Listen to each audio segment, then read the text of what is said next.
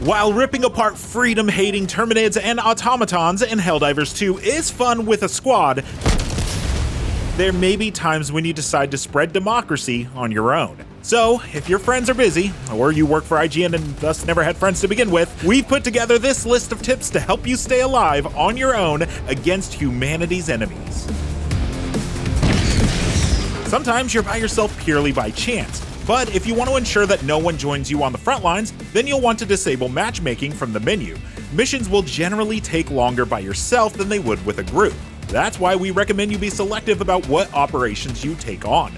Blitz missions play out with an exceptionally short timer and are best avoided. Reinforcements stretch much further when it's just one person using them. So as long as you are patient and deliberate, most other missions, even on higher difficulties, will generally be viable. Which stratagems to bring along is a crucial choice for solo play. Eagle airstrikes can kill weak enemies, damage armored ones, and take out the various monster spawners on the map, making it great to bring along for anyone playing solo.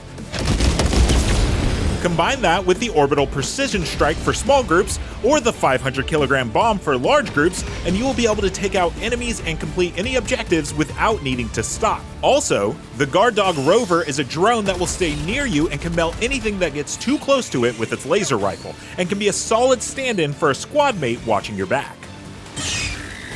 Get some! Get some! A lone wolf Helldiver needs to be self-sufficient in the field.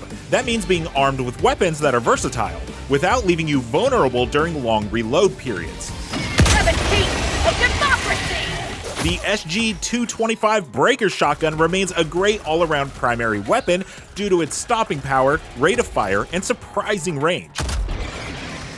The P19 Redeemer, meanwhile, is a strong choice as a sidearm because of how quickly it can dump an entire magazine into an enemy and reload.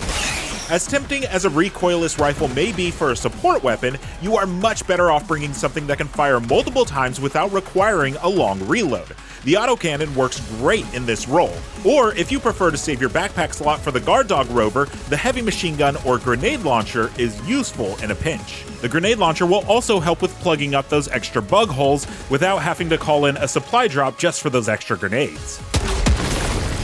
What you wear matters in Helldivers 2, particularly if you're on your own. We strongly encourage favoring light armor that lets you sprint as fast and as far as possible. Keeping ahead of ravenous bugs or finding cover from blasting bots is one of the best ways to stay alive when a fight breaks out.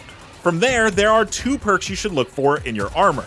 Pieces that reduce the detection radius of enemies are very good for letting you avoid conflict as you complete objectives. If you fancy more fights, however, you are better off grabbing sets that offer storage for extra stims, in order to keep you alive longer and save your reinforcements. As you take on harder and harder missions by yourself, stealth becomes more and more useful as a strategy. There are simply too many enemies to fight for one person sometimes. However, crouching to move around enemies or sneak up to terminals can let you bypass these fights altogether.